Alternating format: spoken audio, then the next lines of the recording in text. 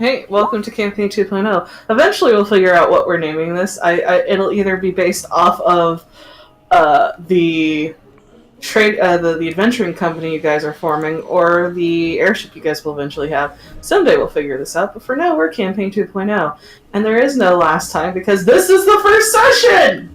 Woo!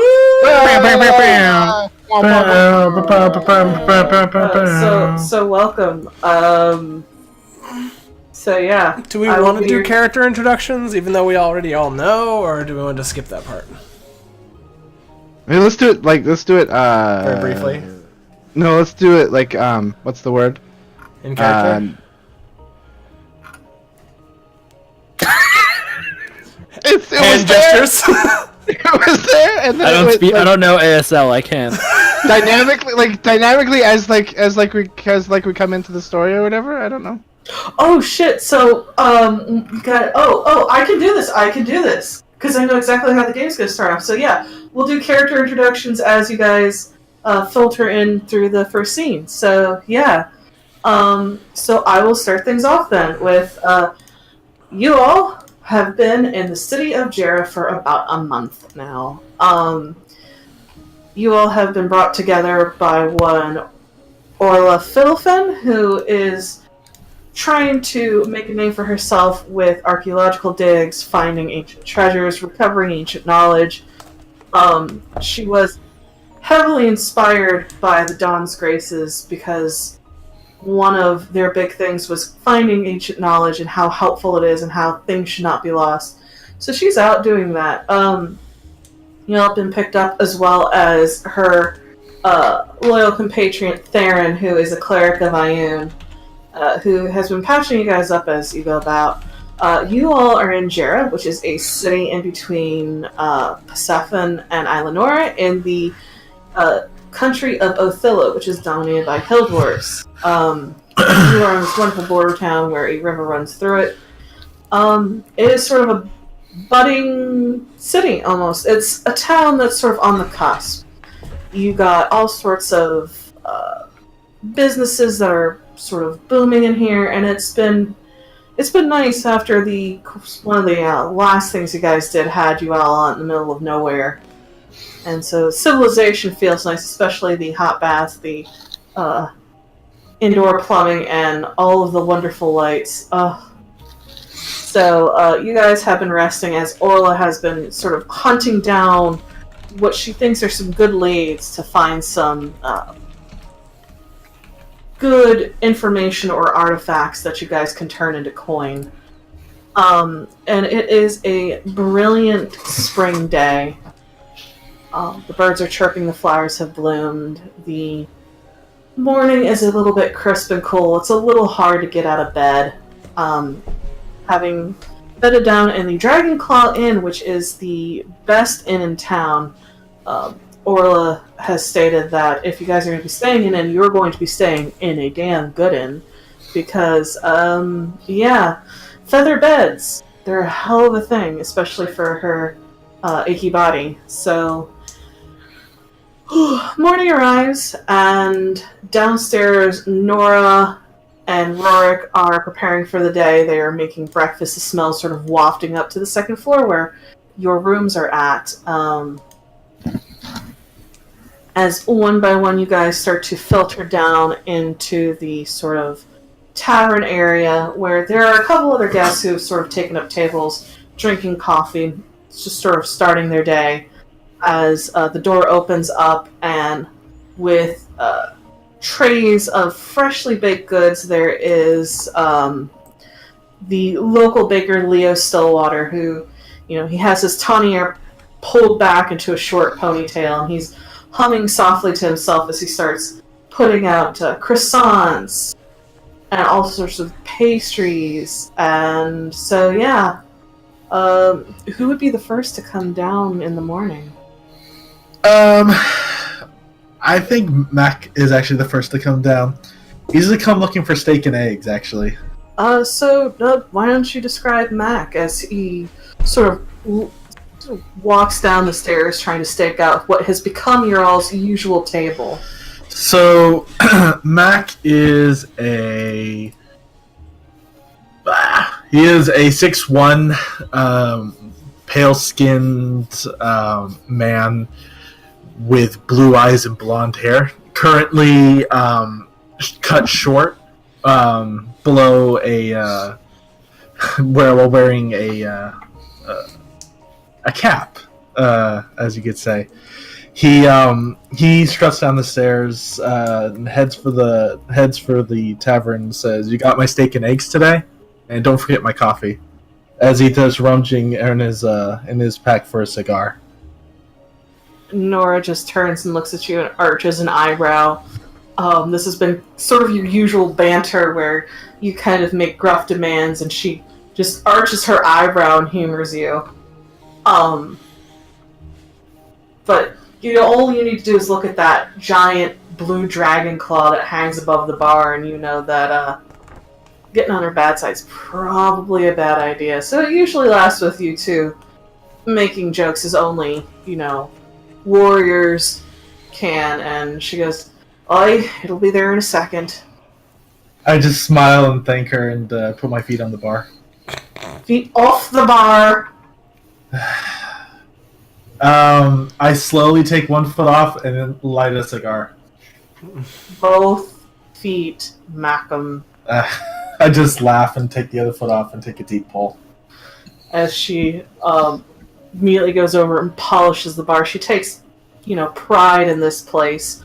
The sort of main event of this inn being these giant barrels full of craft beer.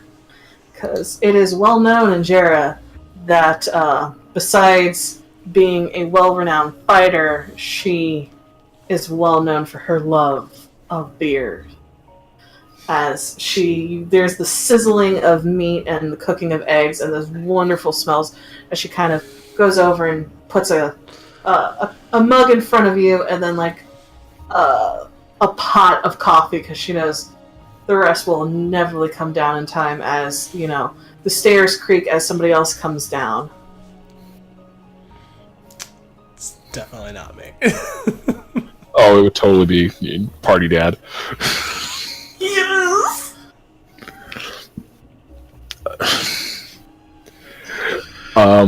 So the second to come down the stairs is a rather tall dwarf. He stands about 5'2". He has big, bulky shoulders. He is wearing a tattered black road coat that has got it's missing an arm. It's ripped and shredded and patched in countless places.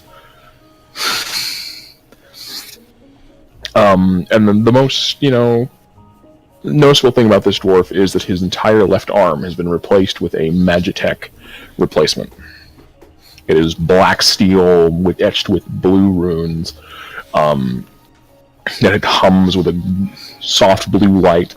And his big dark brown beard is kind of fringed with gray at the edges. Same with his hair, and his face is scarred and gnarled. But he comes out with a smile. As he sits there and props up next to Mac and just looks at him. Those things are gonna kill you one of these days. That's right, motherfuckers, we're doing a voice. Yes.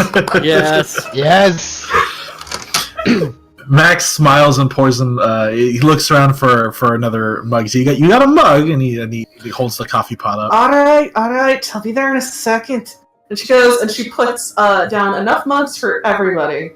And then she slowly starts to put a fairly big plate of assorted pastries down and goes, "Right, your breakfast will be out in a second." And she goes back behind the bar.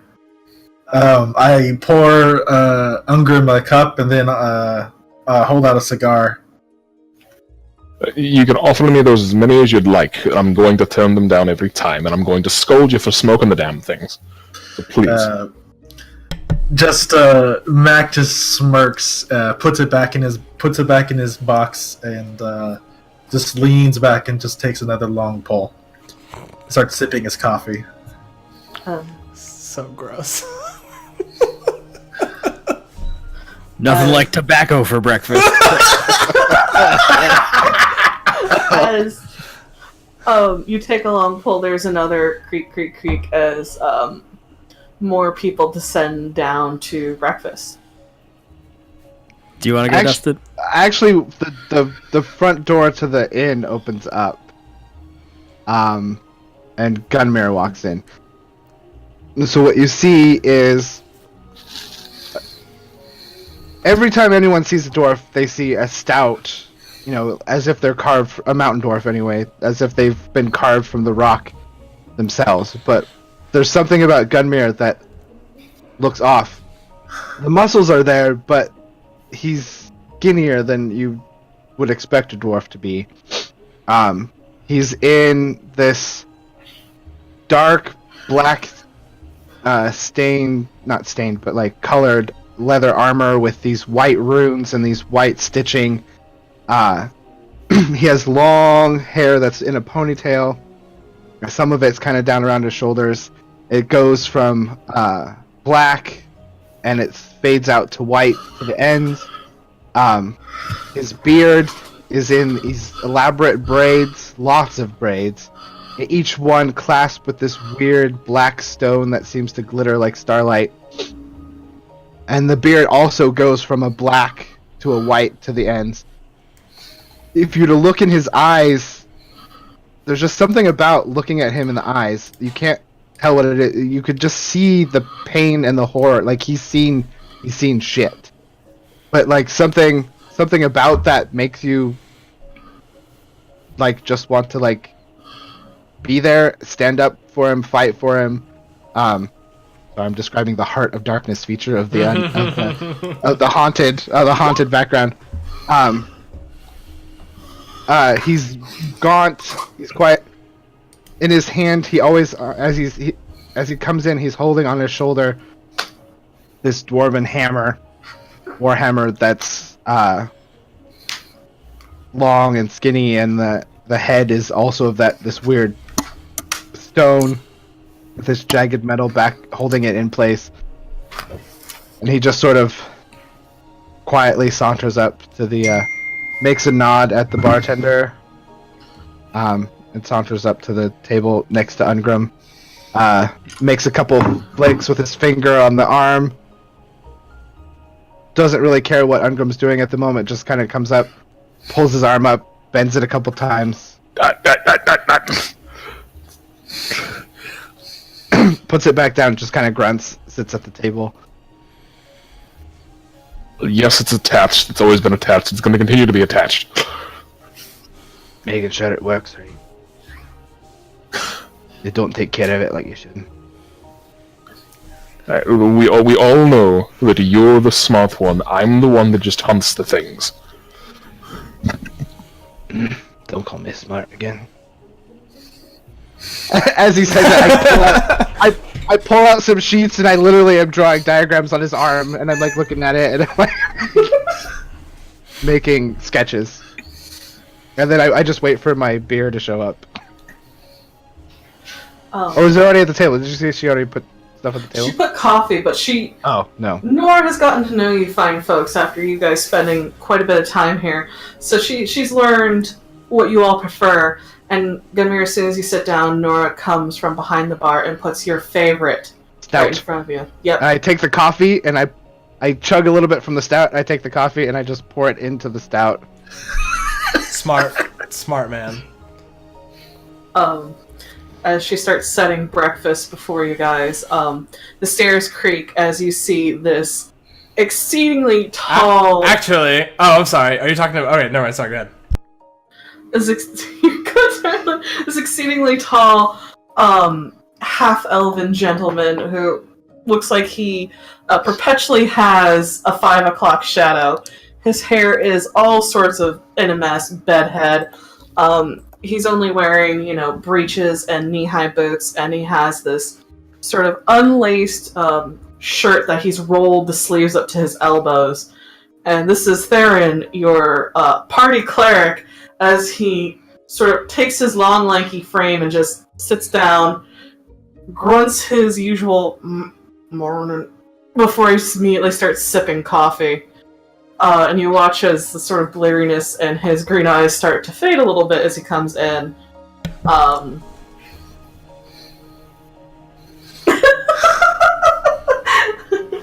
As he kind of sits there and starts running his hands through his hair, trying to tame the whole mess. So, you were gonna say, Chris? So instead of a creaking sound from the stairs, there's like a little like whirring sound as a tiny automaton like kind of floats down the stairs. He has a kind of like steel gray exterior that's like polished, like a polished steel. And then on the bottom, it's just like a little crystal that glows blue, and that's like there's an energy kind of always emanating from the crystal, which is what makes them float. And there's a little like glass screen on a tiny head, and there's a just single glowing blue light that's like an eye almost, and this is Cutie, and floats down the stairs, and they float over to the bar, and then go towards in between Gunmir and Ungrim, and then just makes a like whirring sound, like a.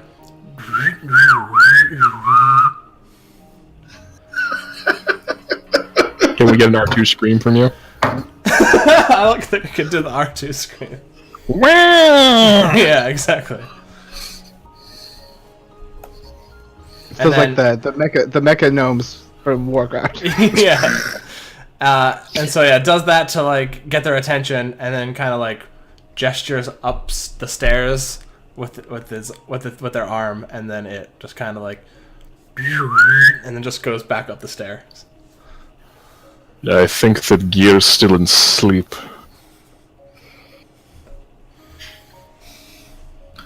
No, don't get up. I'll do it. Like, Mac just takes a look when you say that, shrugs, and just like continues patiently waiting for his eggs. At this point, he's pulled out a pack of cards and he's dealing out solitaire to himself. Oh no, Nora's already set. Put your breakfast before you. And he's like, oh, and now he's just digging into a steak at this point. Then, So yeah, Ungrim will walk upstairs and walk to Gear's room, and he walked with a slight limp on his right leg. It's just this small little thing. As he walks up and he kind of stops at Gear's door, and with the metal arm just like thud, thud, thud. You don't hear anything except for more whirring sounds of what sounds like struggling. Blasted Gear. He pushes open the door. It's just what looks like a form wrapped up inside of a blanket, and all you see are two black horns peeking out, and Cutie has got one of them and is just trying to pull. Gear, you know that if I have to come in there and pull you out of that bed, you're not going to like me.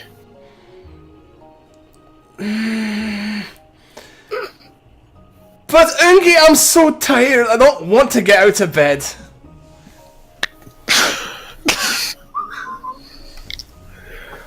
Well, you're gonna have to get out of bed because you need to. The mornings are the worst. Well, they get better as they go on. You know that. Alright, I'll be down in a second. Alright, if you're not down in 5 minutes, I'm coming back up here with a bucket of water. As he turns and walks downstairs. This is a very valid threat. So yeah. Unrolling herself from her cocoon is a messy-haired, plum-colored tiefling with dark purple freckles along her nose, black horns, black ram horns that kind of like spiral out of her hair, and she's got her, like the white of her, what would be the white of her eyes are black, and she's got these just golden irises, or golden irises and black pupils. And she quickly gets dressed in like what looks like a medieval version of a bomber jacket and some high black boots, and she kind of picks up Cutie and puts them on her shoulder, and like he just kind of hold on with those little fingers, little hands, and then just with barely picking up her feet, she's just like slapping her feet on the ground as she just walks down the stairs. and just kind of, and then sees all of you, and then sees Theron, and just kind of like grins and goes up to, swings past Ungrim, kissing him on the cheek, and then kind of grinning at Gunmir, and then just being like, "Good morning, everybody." You wouldn't be saying good morning if I'd been the one that woke you up. You're right. Ungrim has a much defter hand than you. He cuddles you, I'd be fine with letting you sleep and missing out on all the fun. Well, I'll try to be better. Nora, can I have some chocolate milk, please? In a second, dear. No. What? I think I deserve it. For what? Getting out of bed on time? Yes. That's a huge feat for me. Technically, it's not on time. It's on time for But- me. Gunmir has a point there. It wasn't on time. We had to get you out of bed there again. So, get out of bed tomorrow, and we'll talk. I'm a grown woman. I can do whatever I want. Then act like one. I pull up a bar stool and sit down and start pouting. Nora slides you a pastry I devour it. as you guys settle in. I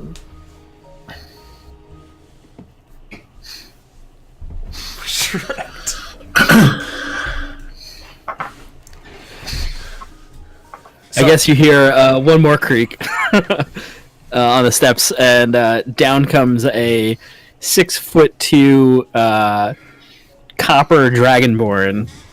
He has short, back-swept horns, a tail, and he wears breeches that come to about ankle, like just above ankle length. He's got Aladdin pants. I didn't want to say capris, but we were all thinking it. No boots. He's barefoot. This Dragonborn shops at Old Navy. That's right. These were buy one get one half off. Wouldn't it just be Navy at this point? That's true. This is 200 years in the future. Amazing. Yeah, and like a tunic, just very common, basic clothing. And he walks over to the table, looks at all of you, and says, "Man, ain't you guys a sorry sort?" And he sits down and reaches over to the plate of pastries, and he extends a claw on his finger and uses it to like cut the croissant in half. Says, "Oh, excuse me, don't mind me, Mac." And uses it to skewer a piece of steak off your plate. Puts it on the croissant and starts eating. And, You're so cool, Reshi. Mac takes a pull from his, looks up as he's eating his eggs, and says, "Why didn't I ever think of that?" And then goes to go grab a croissant to do the same thing. He's gonna put his eggs on it though. And thus the breakfast sandwich was born. You're welcome. Invented World. a breakfast sandwich. The Dragon's Claw now has a new menu item. If this adventuring thing doesn't work out, we could always just run with this. I point to the breakfast sandwich. Well, but I was thinking that if this adventure thing doesn't work out, we could just start, living on the air casinos. But breakfast sandwich. I think a B&B run by you two would be absolutely adorable. We could cheat the guests while we're at it too. Man, this job gets better every day. I hate to point it out, but most adventuring doesn't work out because you die. I've been doing it. We've been doing a fair. Go ahead. No, you go ahead. Go ahead. We do it at the same time. I would say we've been doing a fair job at it. Or at least I have. I put my hand on Gunmir's shoulder and squeeze, and I say, "I'm real glad you're here, Gunmir." I just give him an eye, and go back to drinking my stout coffee. I probably meet your eye for like a second, and then I just look down at my croissant. As you guys sort of talk over breakfast, the door opens again once more, and there's an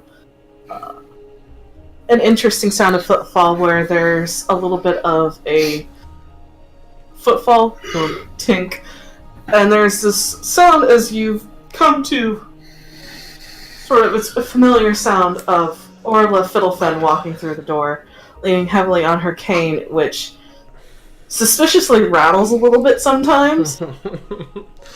And she's sort of walking in with a grin on her face, her hair is sort of pulled back into a braided bun. There's always, every day seems to be another, like, little white hair that's been added to the collection that seems to be always growing, and she's, she has a little case with her as she kind of looks at you and is like, "Morning, all." Good morning, Auntie. Morning. I just open my hand and I like gesture for her cane. Mac mumbles something that sounds like good morning through a mouthful of croissant, eggs, and steak. And she uses this to, she picks up her cane and one fluid motion manages to smack Mac with it and goes, "Don't talk with your mouth full." And then hands it over to Gunmir. I just pop open the sword hilt a little bit and pull out a couple tools, and while she's there, I'm just gonna make it so it doesn't rattle. Thank you, dear. Alright, so, y'all ready? Yeah. Okay. Ready to get paid? Gear's out of bed, so we must be doing something today. I was forced against my will under threat of water. Oh, darling, I'm sorry. At least it didn't come to the horse water like that one time. I don't even want to know. Right then, so I think I have something for y'all. There's another thing, but I'm still working on the details of that. A little less than forthcoming. I think Kareth knows something, but he's loath to give it up. However, this one I managed all by my lonesome, which means I think I got you all a job, which means good pay. My two favorite words. Well, what's the job then? About a mile and a half out in the forest, we think there is a forgotten alchemist lab. Oh, with Ungrim's ears, like immediately looks up, like, Dating back to the time of the fall of the Glorious Empire, even. Really? Now, indeed. Now, if my sources are correct, it belonged to one Vondal Durthane. I will spell that. Thank you. Yep, already did it wrong. Now, from what I have managed to find out about this gentleman, is he was a follower of Kyotum.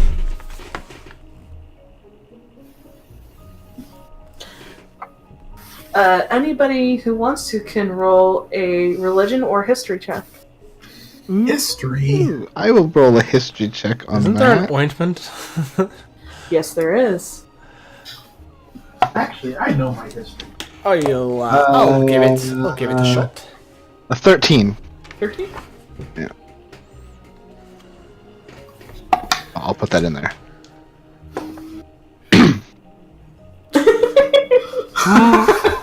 Modified 20. So, as you guys know, Kyotum,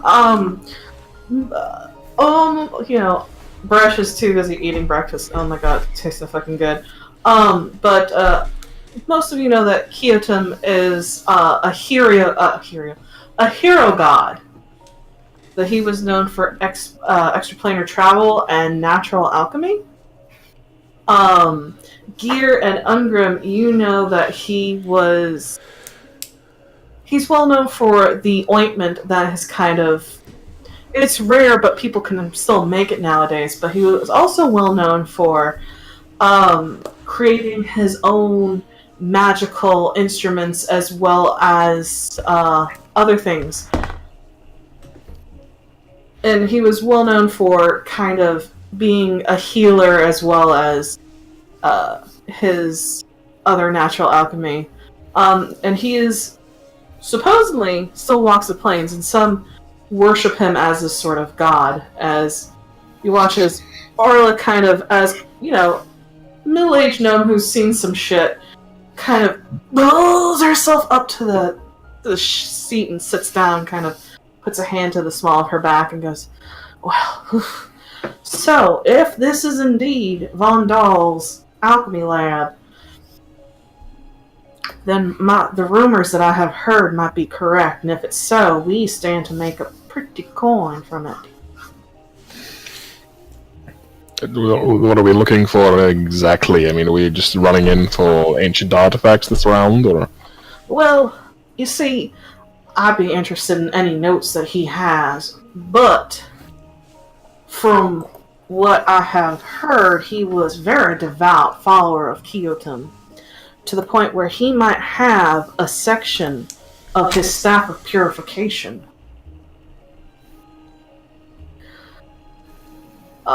With your roles, Ungrim, and especially Gear, you know that the Staff of Purification is sort of this legendary artifact that was supposedly lost. There's only bits of notes about how Kyotum took this staff that was known for bringing pestilence and disease and curses, and he managed to transform it into a staff of healing that could heal and act as a remedy and remove curses with a simple touch. It's supposed to be extremely powerful. It's also supposed to have been lost. And this has just been sitting in a hut in the forest. Well, that's the thing. Apparently, he built his lab in a hill. Nobody's known this, but apparently that's what was found, is someone found a door that has the mark of Kyotum in there. Not only that, it has a lesser mark of the Durthane clan. And no one's been inside. No one's yet been in there, mostly because, well, the last person who went in there did not come back out. Which means there's some danger involved, which means that's where you all come in. Good. If there's dangerous stuff in there, that means there's probably something valuable still in there. Oh, I don't doubt it, because if the staff, even if there's just a part of the staff, well, that's exceedingly valuable, and, well, I would like to find it in the right hands. That will also fetch us a pretty coin. Also, there could be alchemy notes, knowledge lost that we could find again. Well, the alchemy notes interest me, but are we really going to be handing over such a powerful artifact to the highest bidder? It doesn't seem like the right thing to do. Shouldn't we be giving it back to the people? Oh, honey, I would think you would know me better. No, I'm not going to give it to the highest bidder, not this. There are the notes that I will make a copy of myself, and then I'm pretty sure there are alchemy guilds that would love to pay for this sort of thing.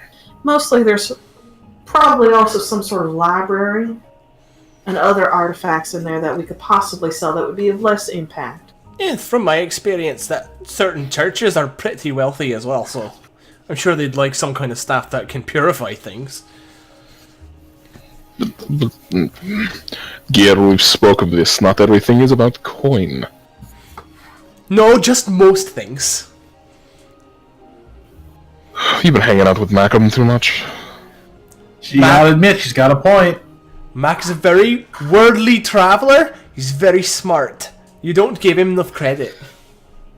Mac, by this point, has finished his food and is now absentmindedly just shuffling a deck, making like the cards fly from hand to hand, cutting it with one hand, all that kind of thing, practicing his sleight of hand skills, and says, I am very well traveled. And he just takes another pull from his cigar and just and just leans back again, puts his feet back on the bar. At this point, you hear Theron kind of, please tell me that you got something for them, because I really don't feel like going in after them. And Orla goes, I am shocked and appalled that you think I would go and not give them something to go in there with, Theron. I'm just honestly hurt. Well, don't you know that I went to Rosie's this morning, picked up some fresh healing potions for y'all? As she kind of slides the case towards you guys, and you open it up, and inside there are 5 bottles of potions of healing. Standard. Standard. As she goes, I take hopefully, I'll take one. you all won't need them, but if you do, they're there. And should something a little bit more serious happens, Theron will definitely patch you up, won't you, Theron? And he just takes a long pull of his coffee mug and just stares off into the distance. I start slowly scooching my chair closer to Theron.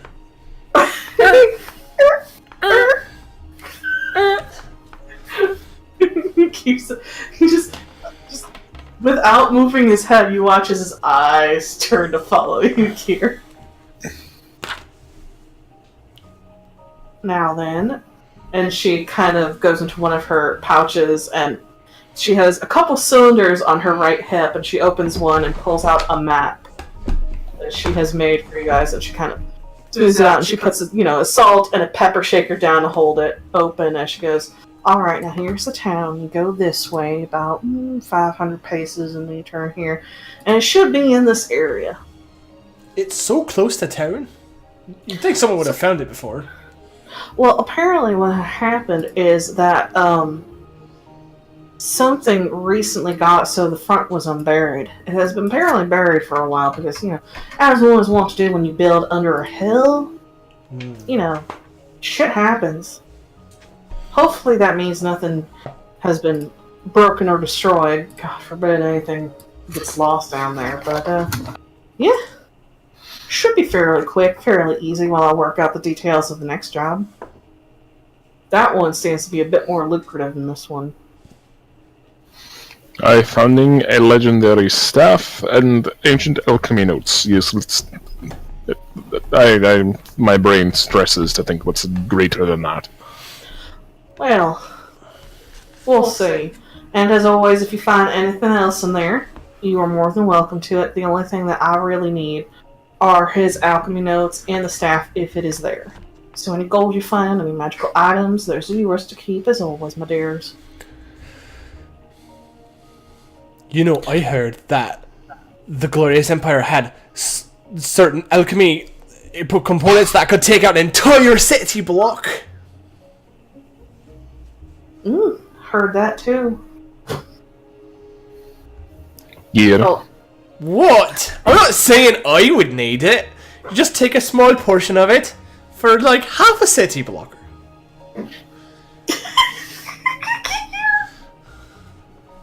He just stares at you blinking.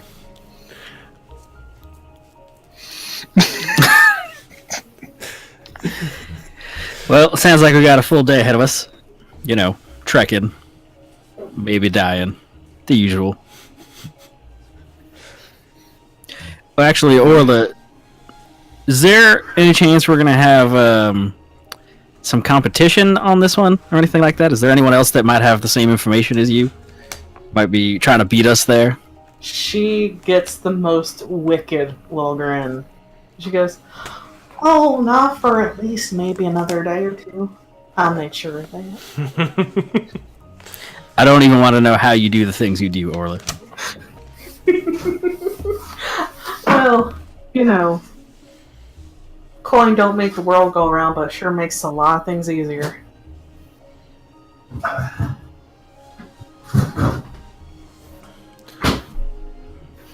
Baresh finishes and stands from his seat.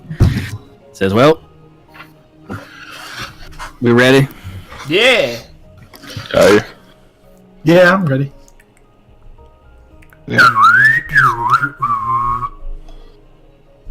That means he's y'all. ready too. Good. Y'all be careful. And, I'm probably going to be out for the most of the day getting more information on that other job, but, good luck to y'all, and, good hunting. Bye, Auntie! And I go and give her a hug. And she gives you a hug, too, and just the squeeze. Bye, Theron. My dear. I strut out the door and then wait for everybody else. I go upstairs and get my stuff, and then go outside.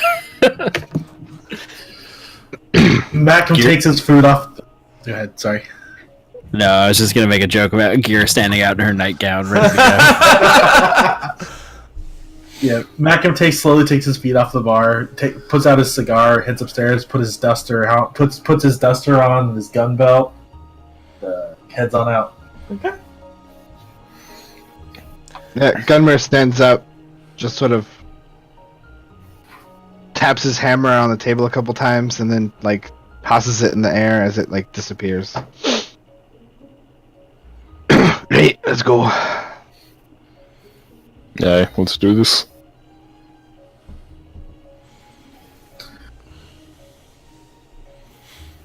Okay. As y'all head out into the streets of Jera, where it's sort of come alive with business, people hawking their trade.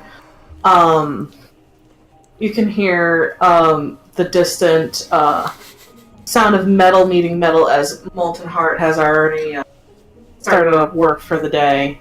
As you guys start to head out through the northern portion of the city, you pass by Swiftfoot Services as Gordon heads into work, and there is plumes of multicolored smoke coming out of Rosie's cauldron.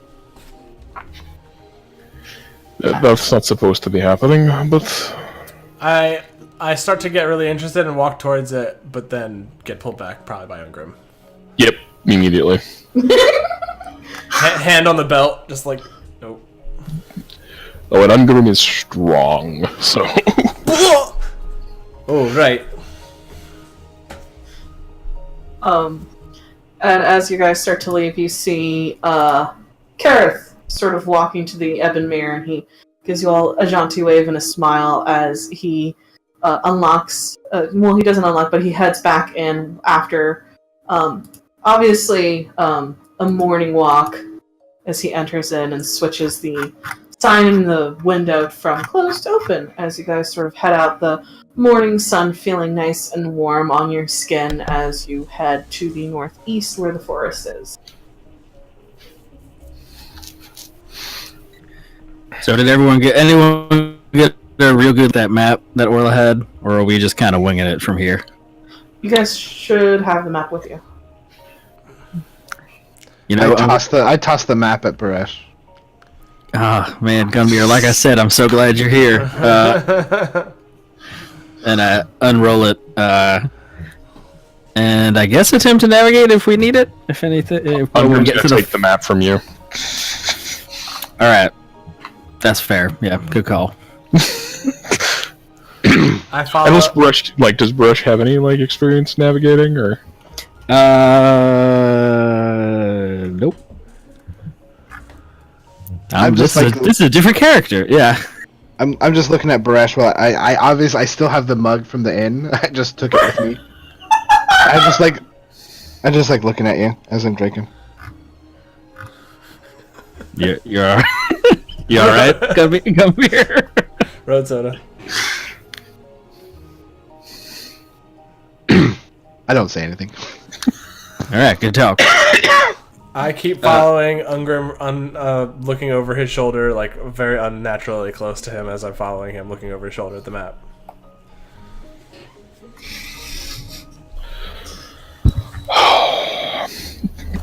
He just sighs. Oh, that was an in-character sigh. Yep, that was an in-character sigh. Do I need to roll anything to navigate that or sneak? Roll survival with me. Huzzah! I'm For me. Ha ha ha ha ha ha. I know how to DM. Does he have advantage because he has a map? No, he doesn't need it! I thought that was a bad expression, but it was a good expression. That was a 19. Holy shit. Yeah. And before we leave the inn, I forgot to say something. My bad. I burn it down. I burn it down. Thus starts the murder hobo campaign. Yes. Sorry, I forgot to say that I am going to down the rapid mutagen, Okay. which is going to increase my speed by 15, so I have a speed of 40. Nice. But I also have disadvantage on dexterity ability checks. So Good to know. While we're walking through the forest, cast Levitate Metal and pull metal out of the ground at our feet, little shards of metal, and just have them rotate around me. Okay. Is this like a thing that Gear does? Yeah! It's a cantrip I created for her. That's awesome.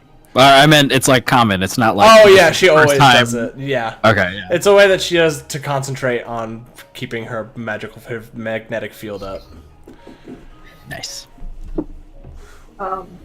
So Ungram, you kind of look at the map, and I mean, Orla's maps are usually on par, but there's a wide section of the forest that she circled, and there's a question mark, and in kind of small handwriting that you kind of look down and try to read, it says, "Sorry, all, it's best I can do. Good luck, YOLO." What does YOLO mean, Ungi? I have no idea. It must be a gnomish term. The legacy continues. Even better because, you know, you guys actually have a gnome.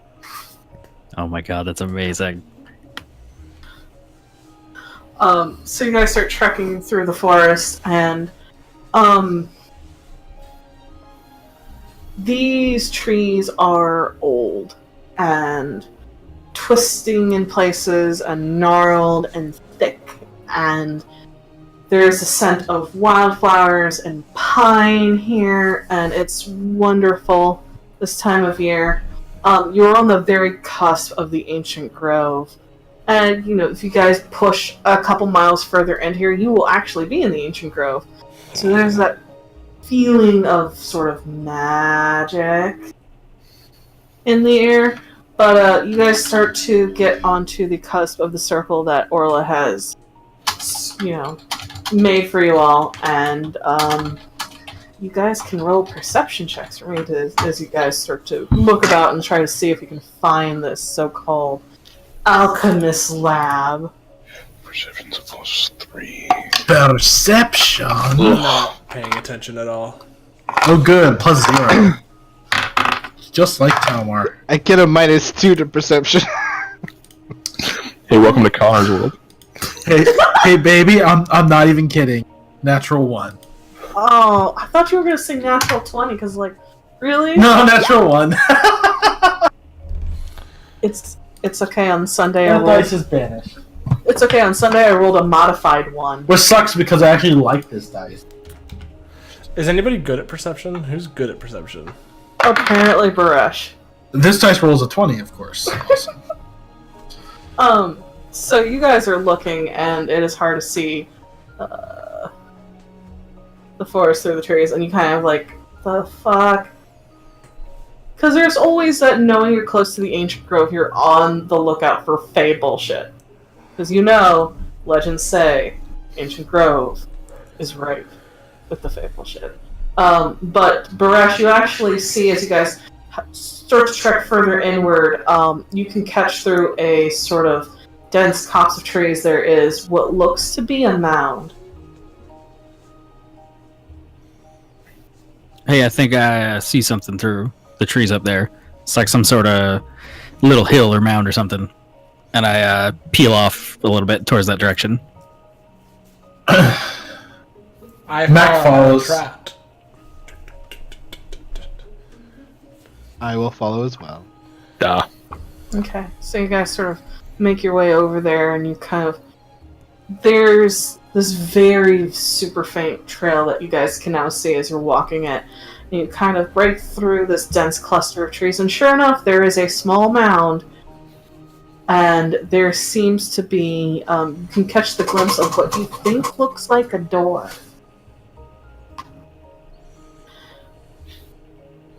Can I take a look at the door, see if it's locked, trapped, or anything like that? Roll investigation. Alright. See, what makes sense is that I suck at perception, but I got a +6 to investigation. Yeah, Mac, you walk up to the door and you look at it. It's made of stone, and sure enough, there are some symbols engraved on it. There's a hand on the lock mechanism, and sure enough, the door is indeed locked. Alright, I'm gonna say, hey, look, Ray, I found the door. It's locked. This must be the place. And he pulls out his thief tools and starts getting ready. Alright, roll thieves tools for me. These tools. Bam. Jesus. Damn. I'm good at picking locks. I've done this since I was 8 years old. As you guys sort of fan out around Mac as he just twirls the thieves tools like it ain't no thing and goes and very quickly unlocks the door, and you hear chink as the door mechanism is kind of unlocked. Door now just sits there waiting. Well, he's picking the locks and stuff. I'm looking at the engravings and stuff because Orla mentioned that there was Kegathim symbol or Kegot, whatever you pronounced it, and then there's like a clan name. A clan symbol on it, and I don't recognize what that is, so I'm just looking and see if anything jumps out. The Durthane clan or something, she said? Yeah, that's Yep. right. Ungrim, come here. Is that ringing any dwarf bells for you? Can I think about that? Yeah, can we roll a history? Yeah, you guys can roll history because hill dwarves and mountain dwarves are they're not the same, but often have a shared history. You guys can roll with advantage. Oh, well, I rolled a 19, so... And I rolled an 18. So that... I rolled a 10 and 11.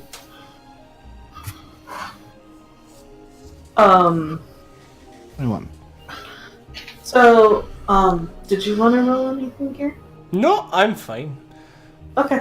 So, Malcolm, you don't know the Durthane symbol, but you do realize that's a Keotum's symbol there.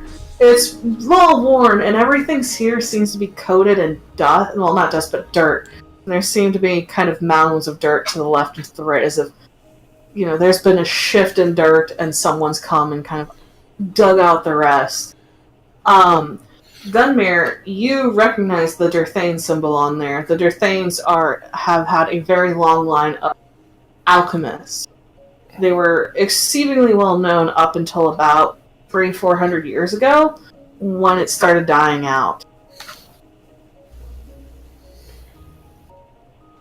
I just sort of walk up to the door and I look at it and run my finger along the rune. This is the door we're looking for.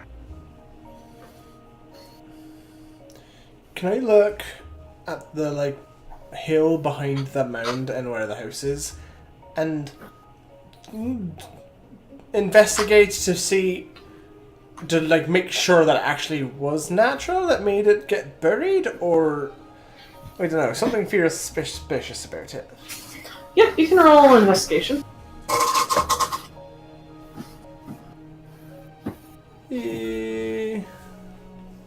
Modify 20 again. It seems that this place was naturally built into a little hill. Especially in this dense copse of trees, it seems to have kept it mostly hidden. But from the way the dirt looks and everything, it doesn't look like it was naturally buried over time. It looks like someone legitimately came here and tried to bury it at one point. I go back to where everybody else is, and I say, I don't think this was a natural cause of mudslide. This is someone came here and buried this to make sure it was lost to time or something. I don't know, but this was definitely done by person's hands and tools. I just sort of, as she's saying that, I grunt and I open the door and I walk in. I take it, and then I say, "Well, let's go find out what they're buried in, gear." I take out my scimitar. I shrug and say, well, they probably have something valuable in here. Then I kind of quietly walk in. Okay. Oh, I never switched it to the Jarrah theme. I'm sorry. I say, "Cutie, activate!" And then he just goes. They just go into the thing. There's no activation. It They just don't do anything. just follows.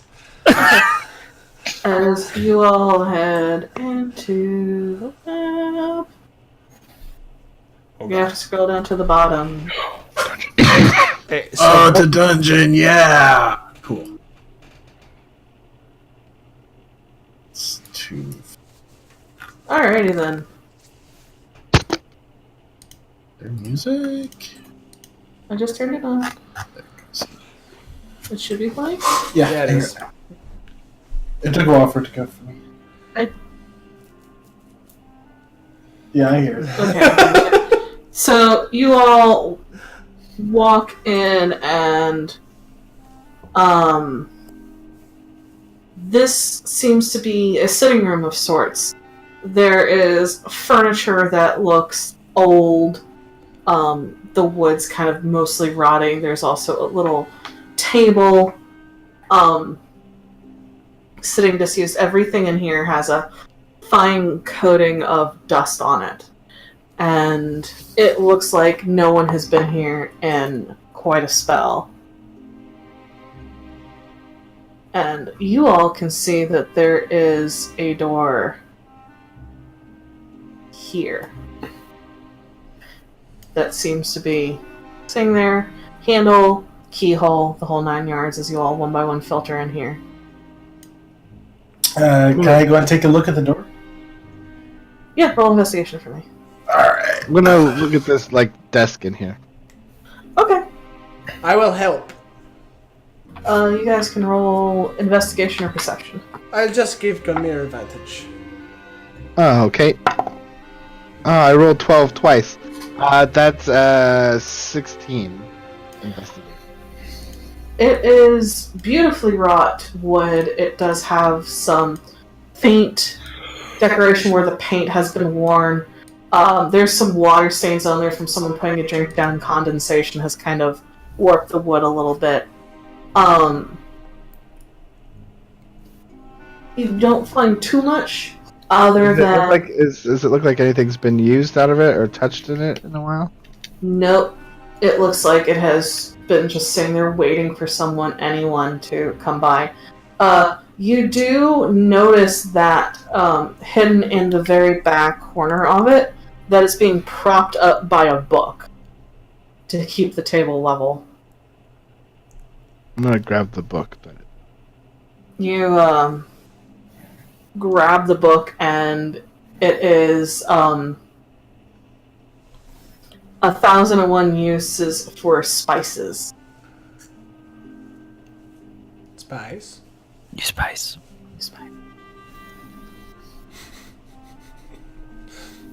I just sort of toss it on the table and was like, "Cookbook, if anyone wants it." I take it and put it in my bag. Okay. I'll give Matt it to and Nora. the door is not trapped, and it is not locked. I report my findings. Well, then open it, maybe. He just shrugs and does so. You open the door? Yeah. Alright. Does anybody have dark vision? Yes. Yes. Me and Cutie No. do. Everybody but me, probably, actually. No, I actually, don't. Rush. Baresh doesn't have it either. High five! Psh, I said I light a torch though before we went in. Okay, yeah, so there's light. In the very edges of the light, you guys swear you see something as you see this hallway that opens up into a hallway. and you all hear some noise. Thwomp, It's zombies! thwomp. Not zombies. You always say it's zombies, Gear. Is anybody going in the room, or is anybody looking? Can I stealth and go ahead a little bit? Roll stealth and also roll perception for me. Roast! I want to go too. Alright, then roll stealth. Me and QT go. Wow, that's a terrible roll. Okay. I'll just stay back here with the torch then, I guess. That's a 7 and I have a +8. That's really stupid. That is very stupid. Hold on. And then I do one for QT. Oh yeah, nice. Good job, QT. That's adorable. Your little butt is so quiet. And then for me, so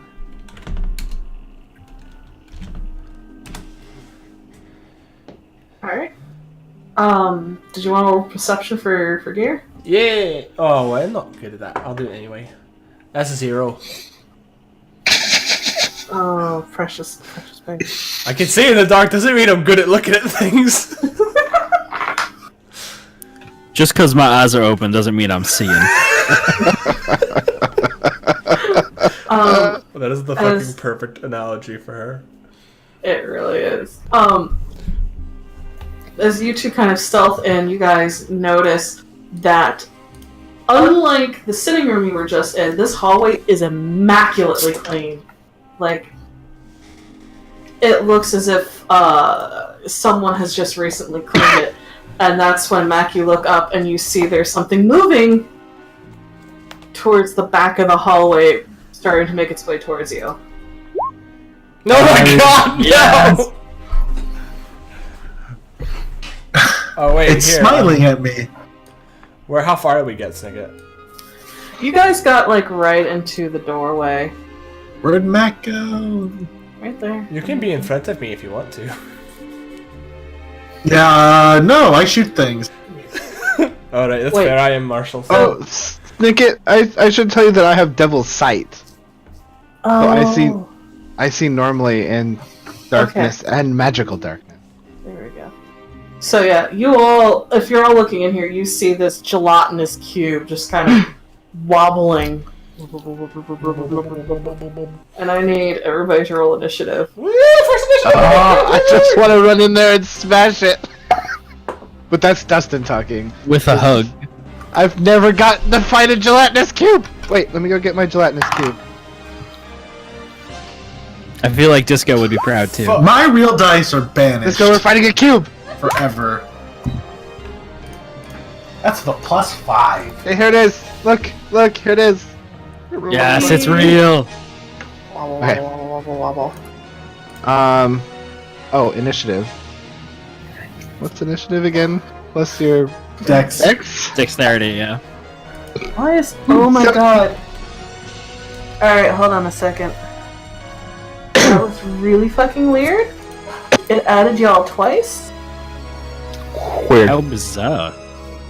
Thank you for the Final Fantasy Tactics music. Oh, you're so welcome. I couldn't help myself.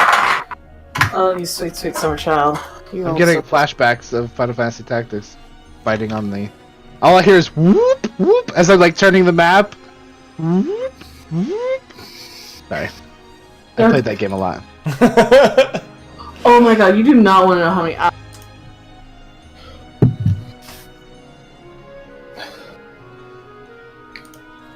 Geomancers, man, I love Geomancers. Save. Oh, I never finished putting in my spells. I'm a dingus. So Gungnir and Ungrim are tied for first. Perfect, just like the brothers we are. And you guys get stuck in the door because you try to go at the same time. Move it, Chowderhead. So who has the higher dex or who wants to go first? I've got a dex of 14. I have a dex of 12, so I think you go first. Okay. So, Ungrim will pull from his belt 2 wicked-looking axes. So if you know what a boarding axe looks like, Yeah, fuck yeah. what he uses. And thank God I took that potion, because I've got 40 feet of movement. I can get through. As Ungrim rushes forward, he is going to draw one of the axe blades across his right arm, opening up a little bit of blood, and the blade starts to crackle with electricity. So my maximum hit points gets reduced to 48.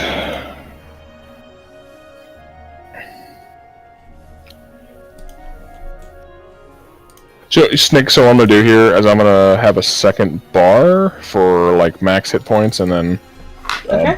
blood right hit points. Okay. Whoops! I accidentally removed the spell I was going to use instead. So, I forgot what I'm gonna do.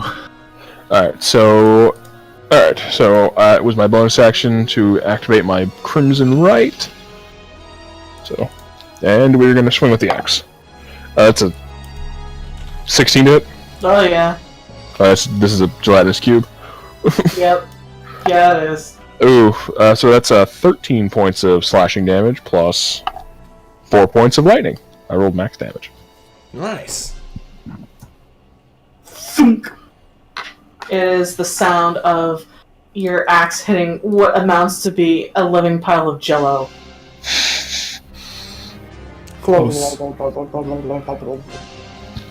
And that's Ungrim's turn. As you think and you pull it back and ha!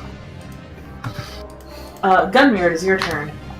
Gunmare will walk in a little bit, probably to right about here. And he'll look at his brother, and he'll look at the gelatinous cube. He doesn't want to get in close combat with all that, so he's gonna touch one of the black metal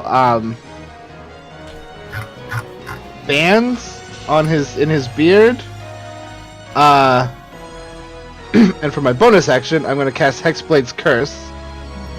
Ooh. So I gain damage, bonus damage rolls, any attack roll.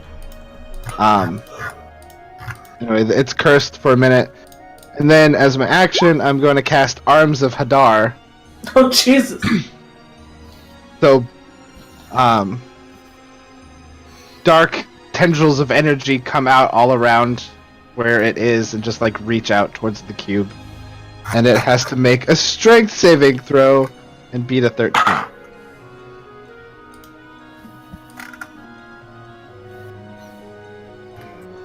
No. Poor Wobble. Level 4. Level 4. 4. If it doesn't make the 13 save. It does not. Okay, so it takes 2d6 necrotic damage. Listen, Ooh, a 5 and a 6. It takes 11 points of necrotic damage. as it kind of jiggles and wiggles as this sort of dark energy kind of spiders out around it, and it kind of flumps in on itself for a second before reasserting its cubular shape. Anything else you'd like to do? No. Okay. That is all of my turns, I think. It's our cutie turn.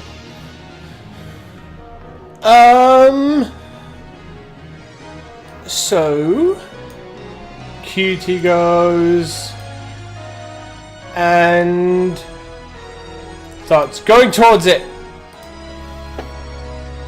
Get it, Cutie! And then it whirs, and there you go. Flies towards it. Yep. And it's going to use its pommel. 14. It's this is cube. Mm-hmm.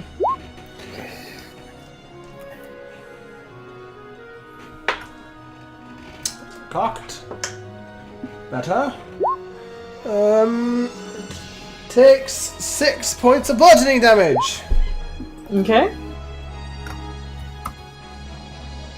As Cutie just reels back and then, and there's a as his their fist hits the gelatinous cube, sinks in a little bit, and then they kind of pull it back, and you watch his cube just shakes their hand a little bit, like. Yeah. Like, is there a guy in there? Because there's a guy that went in and didn't come out. Is he in the cube? Hold I on. see a little skeleton inside that cube.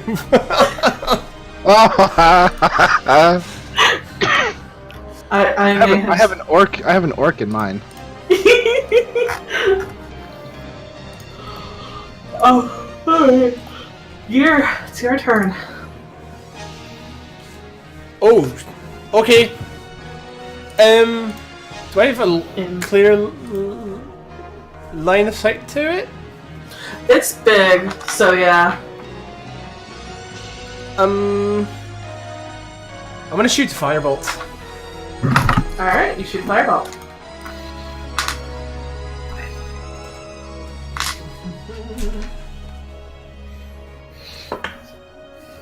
That's not great. 12. Hits. Oh! Haha! Cubes do not believe in AC. They believe Yeah, in AP. cubes don't have much of an AC. They're like an AC of like 9. 6. Oh, Jesus. Oh, Christ. Jesus. I have to roll natural 1 to miss. Yeah, you None guys. of us are gonna.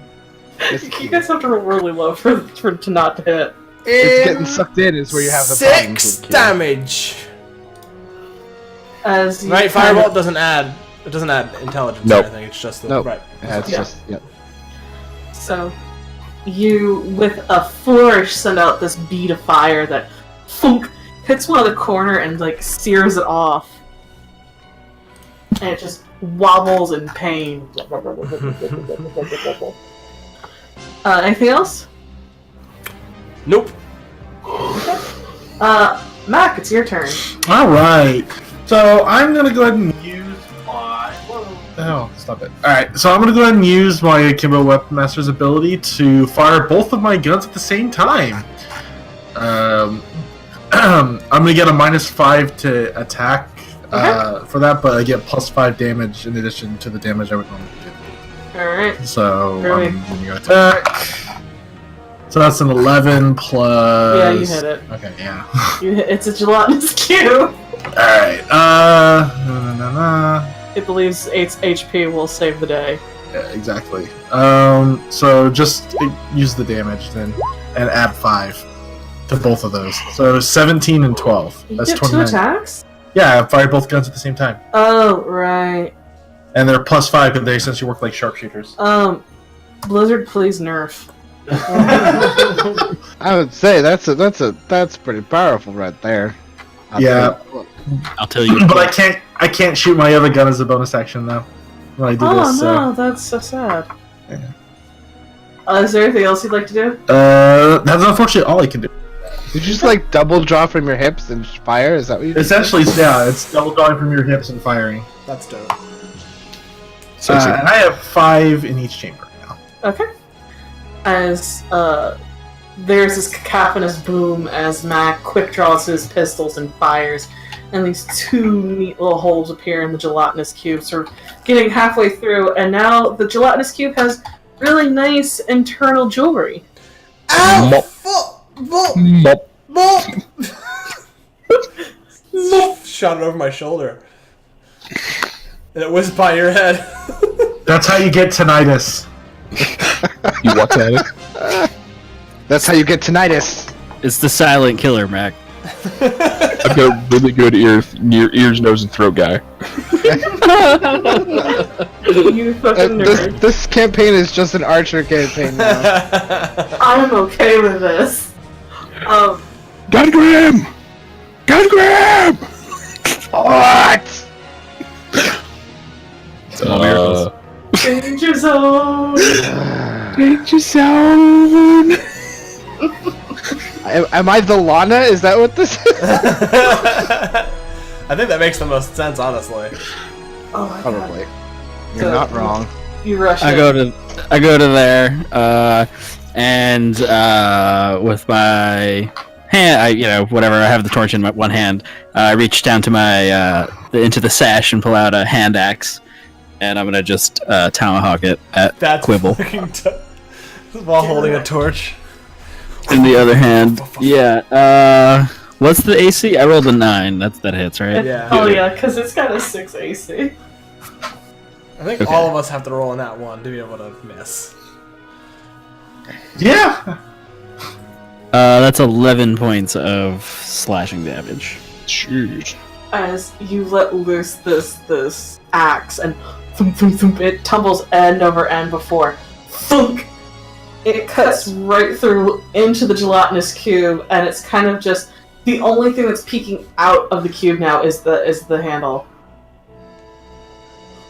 Cutie, can you go ahead and get that for me?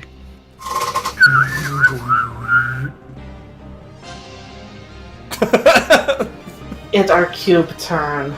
Oh god. Wobble, wobble, wobble. Let's see who gets sucked in. Wobble, wobble, wobble. Cube. Don't hurt Cutie, they're just a small little robot! Ungrim, I need you to make a dexterity saving throw. Dex. Wait, Oogie, not him either! He's just a stout dwarf. That's a 7. A 7? Yeah. Boop! As Ungrim gets subsumed by the gelatinous cube. And you take...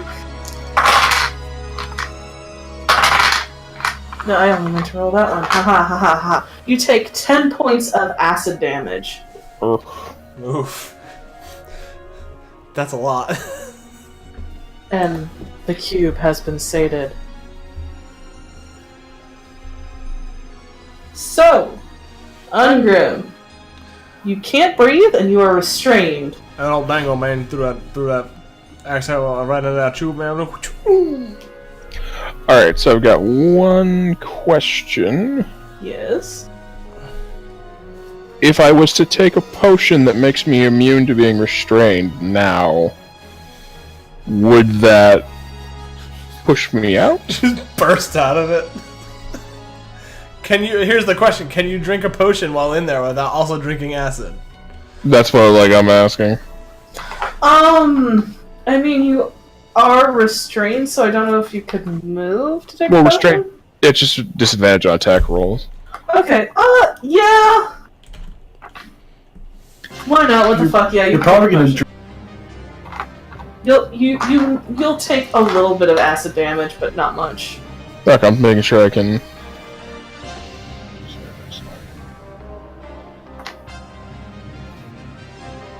Oh, never mind. I cannot do that Okay.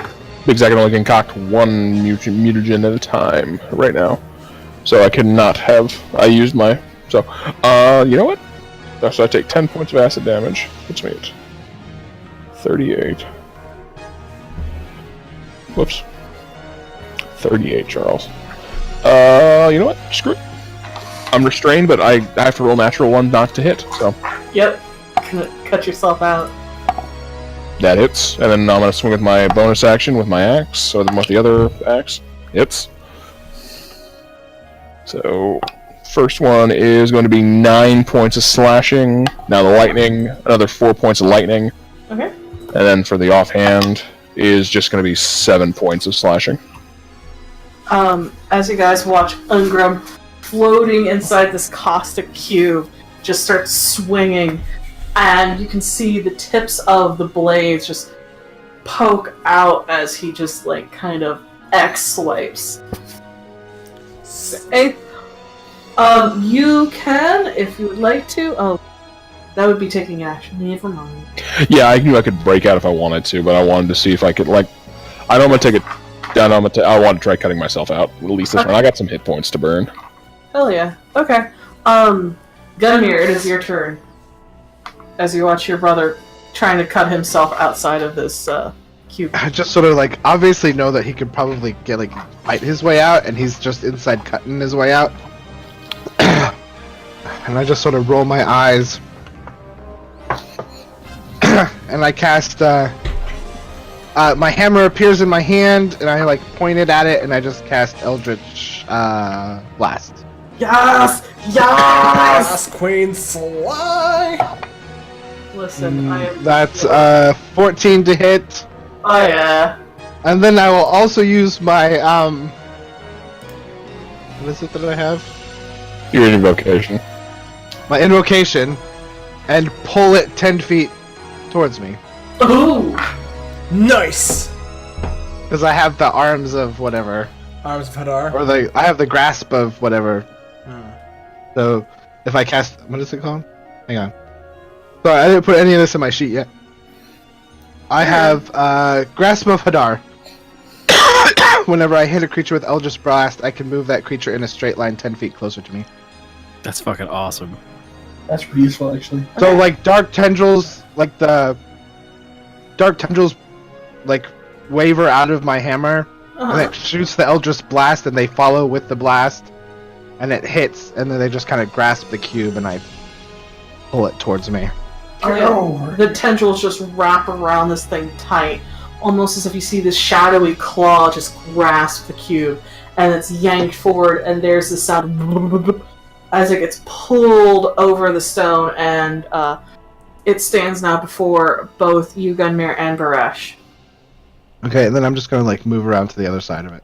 Okay. It's our cutie turn.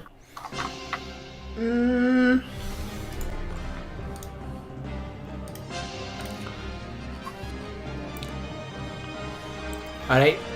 So... He's gonna punch it again.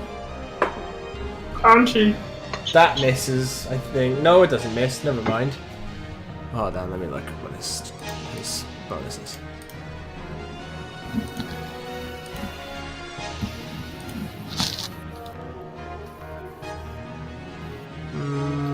+5. Okay, yeah. Never mind, it does it. It's an 8. Oh yeah, that hits. And they do 4 points of bludgeoning damage. There's another as Cutie punches the back of this gelatinous cube and almost like, oh, let Ungrim go. Is there anything else? Nope. It is Gear's turn. It's funny that that happened that way. I think...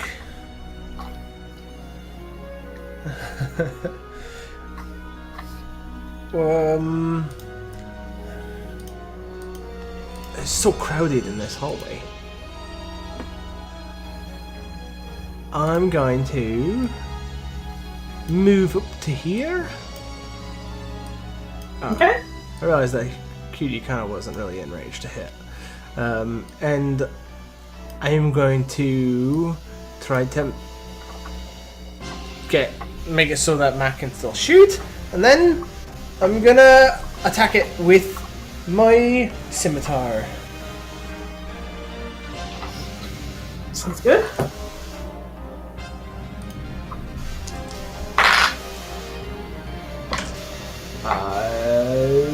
That hits. Oh, cute. Sweet, sweet, beautiful cube.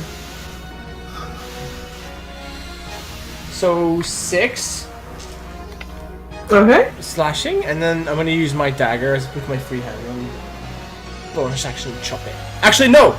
I forgot the thing I was gonna do. Never mind, yeah, bonus action dagger. Okay. Natural 20! Yay! On Nice. this tiny dagger hit, which is a 2, so 4, so 7. How would you like to do this?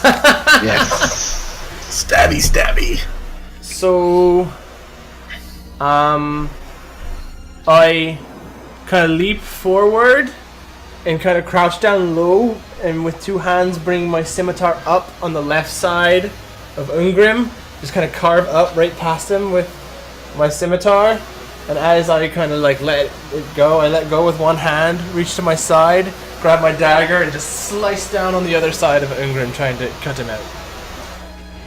As you do so, with the upsweep of your scimitar, there's Anyone a else hearing static? Yes. I am. Yes, it's going from Charles, I think. Is it coming from me? From what? Oh yeah, it stops when you talk. Yes. That's so weird. Weird. With the upsweep of your scimitar, you cut a chunk off and it falls to the ground before dissipating. And in one smooth motion, you pull from your hip and swipe down on the other side as you cut off another chunk that just falls to the ground with a plop. And then it shudders and then immediately starts to fall in on itself, slowly melting away as Ungrim is able to free himself. As it hits the floor, it turns into this sort of puddle before slowly just kind of across the floor. Like And all the you're- metal on Ungrim is like a little shinier. Or like super. If you weren't clean before, you're definitely clean. Your hand looks great right now. I'll follow the plan. I'll follow the plan. I clean off goop from my weapons, and then I go and take a rag and I clean off goop from Cutie's fist. I take a knife and I start gathering material. Okay. Roll survival for me. I'm going to take this goop and put it in a vial. Save it for Yes. later. That's a And then drink it later. Yeah, you managed to get some vials of. sweet. I'll be drinking that As- later. There's a door here. There's a door here, and there's a door here. Where are there doors? I don't think you're on the right layer. Well, no, there's doors here and there. Oh, yeah, you're right. I'm not on the right layer. Is there one by There were, Cutie? there were no What? badoops.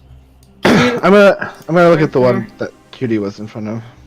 Okay. Roll investigation for me. Yeah, I'll look at the one that I'm. Natural 20. I'll look at the one I'm next to. So 22. Okay. 24. Sorry. Okay. The door is locked, and the door is trapped. Oh, good. I'll take care of that door. Look at the other doors as well. Okay, one thing at a time, please. Yes, ma'am. Ooh, man. I'll just sort of I'll take some like chalk out of my and I'll put a T on the door. Oh, I can do it! I can do it! I can do it! What can you do? Make it not BT! Right, I like to see this. Alright. I just sort of stand with my arms crossed, kind of like leaning up against the side next to the door. I roll up my sleeves. I take out my thieves' tools. And Don't blow it up. I'm not gonna blow it up. That's I mean- the last time you said that, and then something blew up. Well, this time I rolled 22.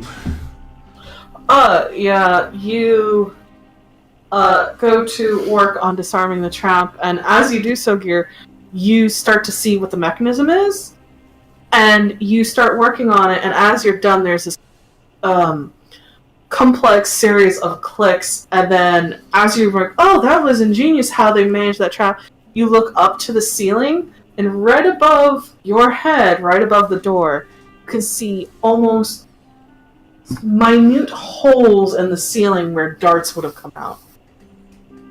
Did I like break off a spring or anything? Is there anything I can just salvage from the mechanism I broke? Not from this side of the door, but if you go to the other side of the door, you're pretty sure there's some mechanisms that you could probably salvage off of this. I step back. Done. And then I look to see how Mac's is faring with his door. Roll investigation for me. Investigation. That door is... that door is not locked, and it is not trapped. Okay. There's the other doors. Roll another investigation for me. Woo! That door is locked, but it is not trapped. Okay, I'm gonna call out. This one is not trapped, but it is locked, and I pull out my thieves' tools. Roll thieves' tools for me. Woo! Thieves' tools. Yeah, you easily pop the lock on that like it ain't no thing. I just like, why do they even bother locking these? And then just open it. So you're opening that door before the other one? Yeah, there without any input because that's how Mac rolls, I guess. Apparently so. Living life on the edge. Yeah, that's right. As you open the door and reveal what seems to be a bedroom. Bedroom. Inside, you see this rather interesting shaped bedroom. There is a bed in a corner. You see a wardrobe and several smaller dressers that line the wall. And there's also a rather nice rug on the floor. Alright, I'm gonna look for something valuable. I'm gonna open the door that Gear unlocked and detrapped. I stay over there and help. Okay. Also, Mac, roll investigation for me. Anybody who wants to can roll investigation. Now the bad roll comes. So, Gunmere and Gear, as you see a small library that's crammed with tomes and scrolls and writings, and you see a desk with some notes over it, some books that are open as well. I'm gonna go up to the table and just like take off my backpack and just like arm everything into the backpack. Wait. I'm not there. Damn it. You're not there. I have a small little grin on my face while I'm doing it. Okay.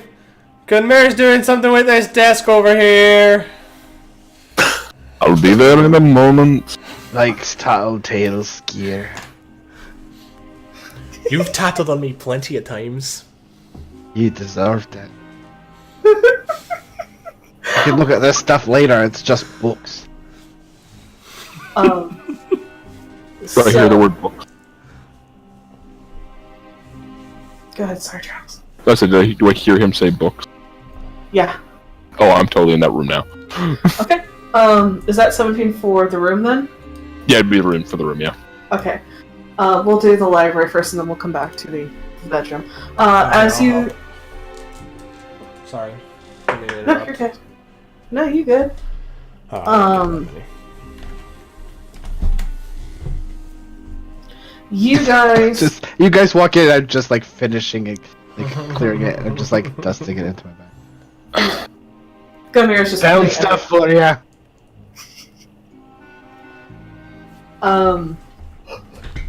As you guys look, there are tons of tomes and scrolls on all sorts of alchemical formulas and whatnot. All of these seem to be pretty rare.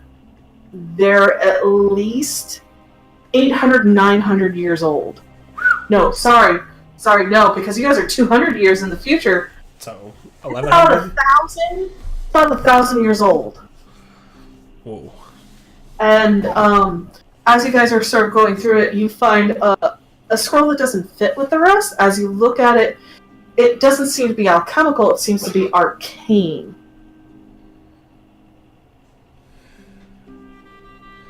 I'll pass that off to Gian. I mean, Yeah, I'll take a look at it. Roll Arcana? Nice. Oh yeah, 21. You know this to be a scroll of fireball.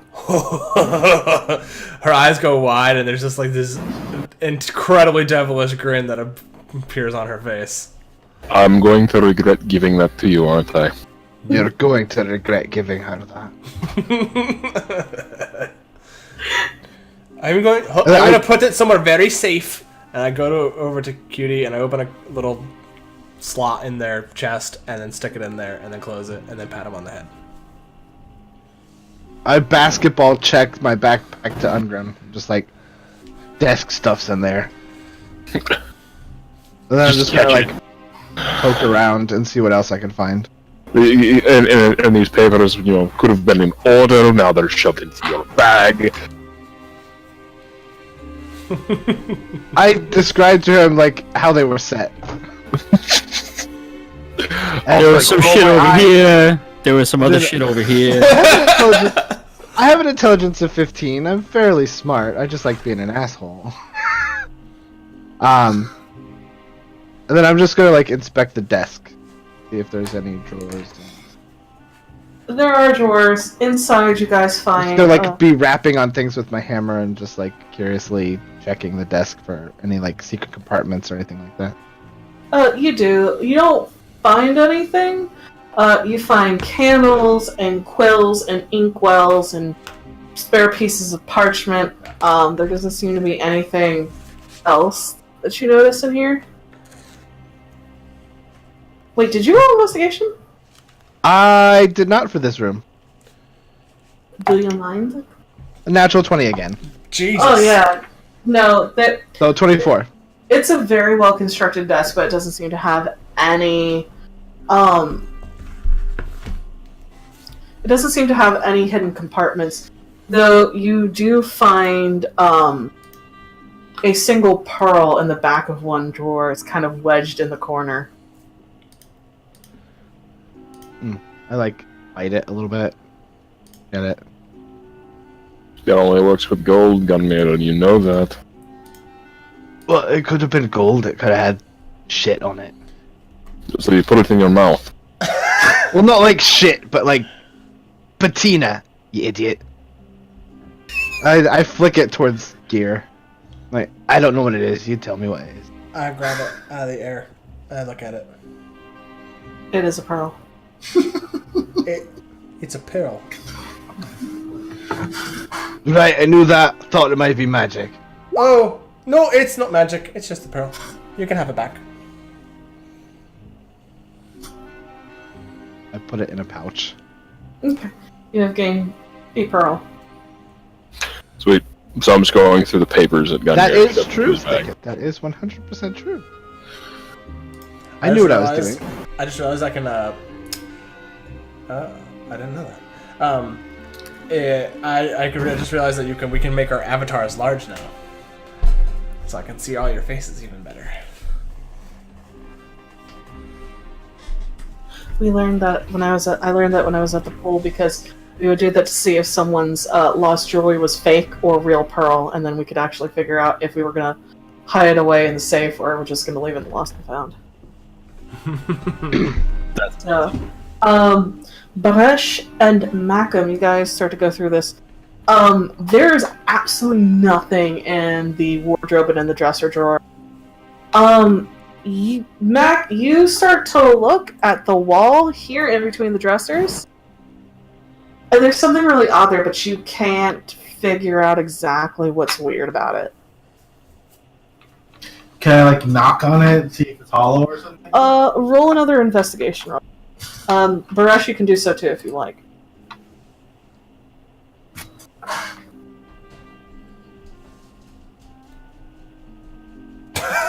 It's fine. Negligible. Yeah. I rolled less. You notice that there's a section of the wall. You're using your criminal sense here. There's like- something we're stealing here. There's more like, you know how people like to hide things, ferret things away so that people won't, get access to it. And you realize that one of the stones in the wall, the grout around it, isn't the same. And that's when you realize that you have found what you think is a false panel. Can I work it open? Yeah, you take a second and you work it open, and as you pull it off, you see a tiny chest sitting inside. Let me look at the chest and see if it's trapped or locked or anything like that. Investigation for me again. Alright. Investigation getting a workout tonight. I'm good at it. It is locked. It is not trapped. Alright. We're basically And I the rub my- investigation brigade. Exactly. We're like Sherlock Holmes up in this shit. I'm gonna rub my hands together and say, alright, put this Baresh. Well, sorry, what? I wasn't paying attention. I was making a shitty joke in chat. and I just kind of like hold up the little chest and shake it. Oh, I was staring into the torch. What'd you find, Mac? I just roll my eyes, and pull out my locks, my thieves' tools, unlock it. Roll these tools. You know I wasn't going to be able to do that. Come on. What? Finally a bad roll. You go to unlock it, and kink, kink, kink. It says you're not high enough skill level. You could get the tumblers to line up. You are now Zevran. At least I You're didn't gonna have to my break. lock. You're gonna have to break about 100 more lockpicks before you get a high enough lockpicking skill for that. Or you can always try forcing him. I just shake my head to see if I can try it again. Yeah, I mean, why not? I could I take don't a 10. I could just take a 10, you know. That's Gunmir's, Pathfinder rules. Gunmir's got a big hammer. Maybe he can just bust it open. It's also fair. Um, But I'm really tempted to just take a 10. 16. Had I been there and I watched him fail, I would have just swung at it with my hand. It's been a month. We know this.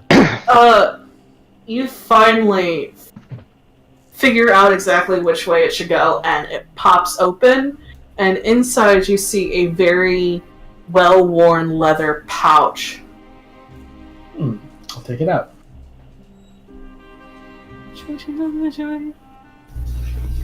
Huh? Do you open it up? Yeah.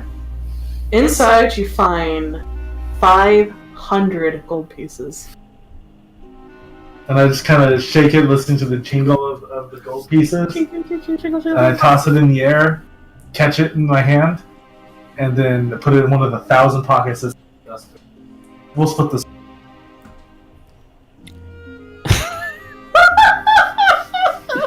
So there was only 20 in there, right? I smirk and say, well, that's up to you, Fred. No, come on, don't be an asshole, Mac. And I just like grab him by the collar of his duster and pull him in the direction of back out into the hallway. I was gonna say I start moving back out into the hallway towards the other door because I'm getting bored and curious. Okay. So I will let the party know that I found 500 gold pieces in a pouch in there. Woo! Anything else in this room, Nope, just Ungrim, that you might be interested? Oh well, I'm gonna. So these are all alchemic formulas. yes, most of them are. How many are there? About 150. We can come back and get more later. We can borrow a wheelbarrow from Swift's Foot Services. I'm sure they have some. Gordon, I will got the help contest. us. I got everything that was on the desk. Figured you might need all that. What was on the desk? Because during that time I would have been going through. What was he just shoved into the bag? What he shoved in the bag, essentially, you start going through it, and most of the notes have to deal with Kyotum's works, essentially tracking down any of his artifacts and whatnot. Though you do find a couple interesting notes that seem to be dated more recent as a millennia can be, but they seem to talk about Ogma, and that there's supposedly a book written by Ogma himself. Who's Ogma? You guys can roll religion or history. I am History. good at religion. There's my first nat 1. Or second nat 1, actually. Oh my god, another nat 20! I kid you, shit you not! That's okay, it's my second nat 1. This is the dice that I'm going to roll forever now. That's a 24. 24. Ungrim, Gear, and Gunmir, you all know Ogma is known as a sort of the Lord of Knowledge. He is a god of knowledge and of invention. So the books on the desk said that, were guides on how to find artifacts of Kigathim and also Ogma. Yeah, most of it was Kyoto, trying to figure out where his artifacts might be. There were a couple pages of stuff about Ogma, and that he had written a book that contained a vast amount of knowledge. Y'all have no idea how close I was to naming that book The Infinium.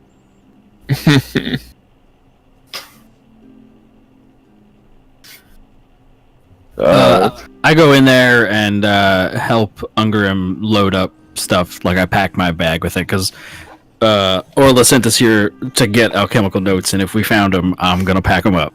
Exactly, and I'm like, I'm gonna pack as many as I can, and also the fact is I'm not giving them to her till I get a chance to read all of them.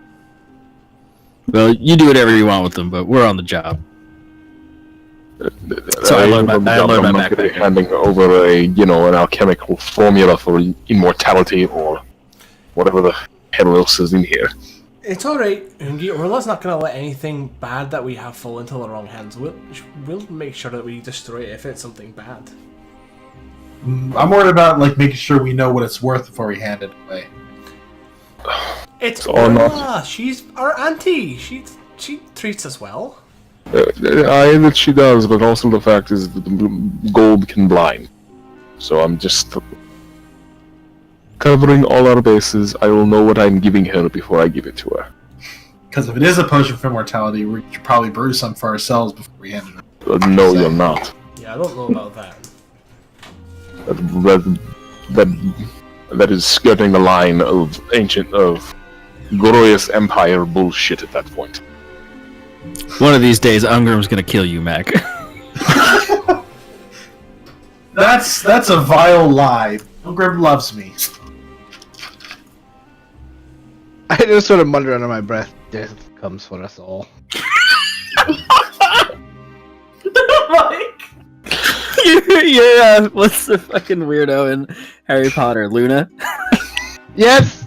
I will be Luna! Luna's my favorite Oh my lord! Holy shit! Luna Lovegood is my favorite character, yes! I love the I have to be part Luna, I will be part Luna.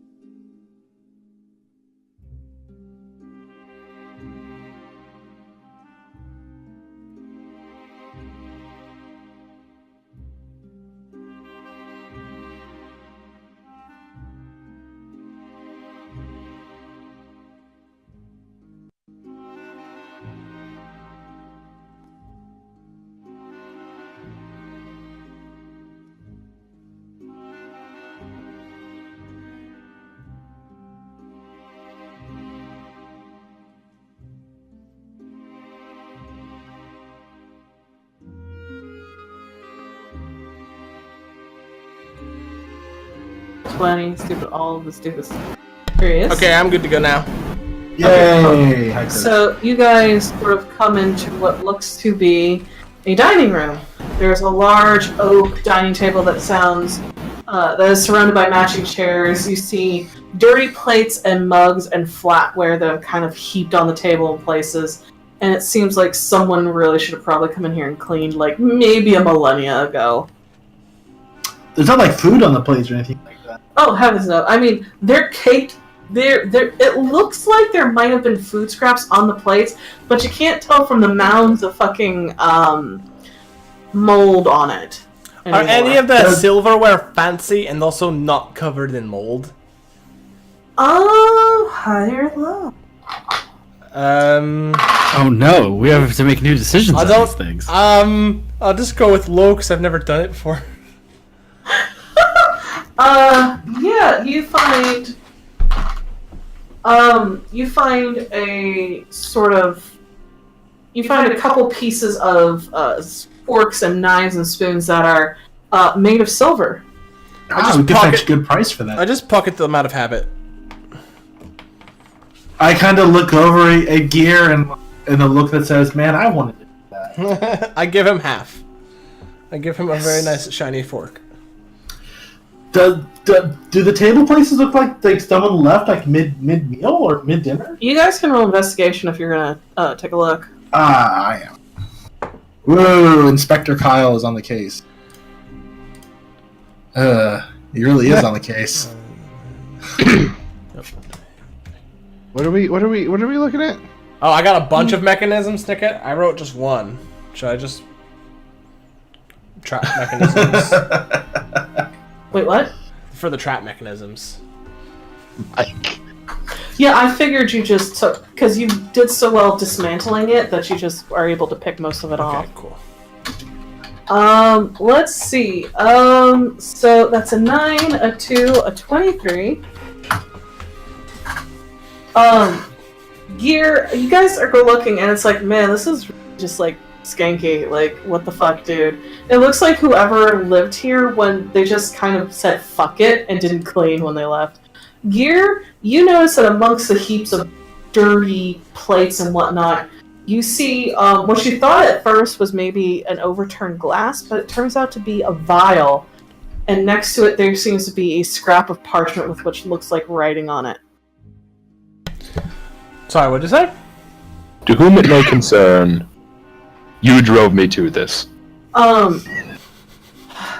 So you're looking around, and among the heaps of dishes and whatnot, you think what you thought was maybe a hunk of glass, but turns out to be a vial. Okay. And you see a piece of parchment next to it, as well as what seems to be a sort of quill. I look at the parchment and pick up the vial. Do you know Dwarvish? Of course I know Dwarvish. My two brothers speak Dwarvish. I think all of us speak Dwarvish. It is half scrawled in Dwarvish. It is super shorthand, slapdash, but you get the feeling that the vial is of an alchemical persuasion, and you manage to, reading this, get 4 words out of it. Potion of fire breathing. I'm getting all kinds of fire things today. This is great.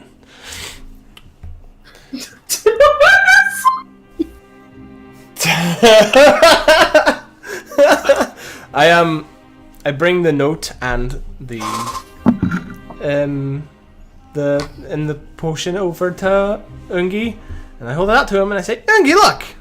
Maybe you can learn how to make this. Yeah, you got a whole. I'll take the potion and then I'm gonna do the whole. Because of this is what I do. I'm gonna pop the cork, dip a finger, and taste it and make sure what it is. It is indeed a potion of fire breathing. You touch it to your lip and you're like, fuck.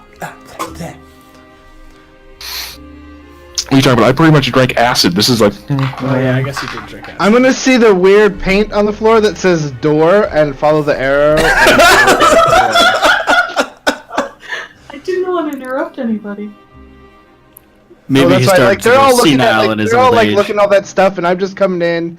I'm sort of like just dragging my hammer across things and tapping on things, and I see the door over there, so I just go in and I check. It is a door. I will investigate the door. Whoa, shit! Whoa, I threw that all the way across the room. I heard that hit the ground and tumble away. I did too. It bounced out of the dice tray. That's a 17. The door is locked. It is not trapped. I'm just gonna smash it with my hammer. Yay! Just break the handle off. So I roll for an attack. Yes, please. Hey Gunmir, what'd you clang? Okay, that's plus charisma to hit, so that's 15. 15 hits. So I rolled. I mean, it's just a light hammer. It only does like a D4 plus 3. That was a lot of dice rolling over there. D4. That's a 2 plus 3. That's 5 damage. Yeah, you easily just break the lock and handle mechanism, so the door now opens. Doors open. Guess we're not being stealthy anymore. What? I don't think we Being were being stealthy? stealthy from before. It's a 1,000-year-old lab, Mac. What could be in here? We unlocked the door, the front door. Well, there was a cube in here. So, Alright. It's been feeding Knowing on that there's a something. cube, I'm gonna walk in just a little bit and I just kind of like check out the surroundings. I'm gonna go this far in. Can I do like a start like looking, checking around for like signs of passage and all that stuff? Like if people have been here before. roll I'm gonna use survival. my. Okay, can I use my stone cunning on like the passageway? Yeah. What does that entail? I just get a double proficiency on history, For stonework. just stonework. Yeah, definitely go. So 15. I turned on push to talk, by the way, because I saw Oh, what did I do? you did. We in a barrel. That was the best, Dustin. What did I do? Yeah, that was the faded we in a barrel. I follow Reshi. The fuck is your push to talk button? Control. Weird. Alright, let's go. What else would it be? When Yeah, I walk into something, snick it. Okay, I will. I wanted to stuff, but Okay. So you guys move forward.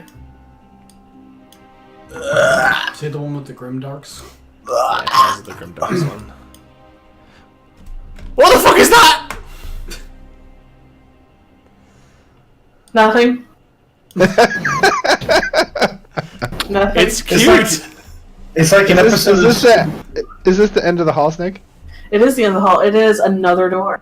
It's a painting. Oh, right here? Okay, Alright. I guess since I'm right here, I'm gonna look at it again. Eyeball bearings. Ooh, 17 plus 4, 21. 21. It is locked and it is trapped. I sort of raise my hammer and I'm like I'm gonna hit the door, and then I like lean off to the side like trapped. Gear, do you want to get the trap and I'll get the door? I will hit it Fuck yeah! if you don't untrap it. I go. I'll, Oh hi! I go up there and I help and I untrap it. Okay. I'll unlock it when she's done. Both of you, if you could roll like these. Woo, thieves tool. I decide that I want to also unlock it because I rolled a natural 20. So I do both.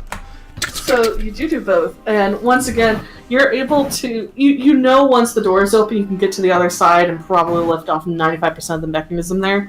Because inside you Roll the see a sort of needle, and it looks nasty as you kind of unlock it, and then as you're doing the mechanism, it's a simple another couple twists of your tools before it unlocks as well. I'm just gonna add that I have 2 large quantities of trap mechanisms. Yeah, you do. Can she get the poison needle? Yes, you can. Cool. I give the poison needle to Ungi. Sweet. Max is gonna smirk at her just all at once, just shrug and say, "Oh well, saves me." I've been watching your style and skill and trying to copy it for myself. Maybe we'll go into business together one. What, is locksmiths? Did you guys trap and unlock the door? As you guys just mumble, I'm just like, talking. I'll open the doors and walk through. Okay, you throw open the doors and walk through, and what you see before you are several tables and shelves, benches that line the walls of this room, offering an ample workspace for experiments. There are large vats sort of sitting on top of the tables. In the center of the room, towards the center of the room, you see 2 large, shallow boxes that are filled with sand, probably to sort of soak up any errant experiments that have spilled. There's a large iron chest that sits in the corner, dented and worn. There are notes that are flung all over the room, torn into places. And as you all look towards the back in the dark, you see a large, glowing, singular eye that stares at you all as you Is start that to hear. Revealed on the mappy map. Yes, just a second. Oh, sorry. You also hear the clunking of armor starts I to. know what this is. High animated. Oh my god. It's a Nothic! Oh, please let that be a Nothic. Yes! I've always wanted to fight a Nothic too! So there's that thing. Ugh! Can I activate my blood? We're in trouble. My crimson right?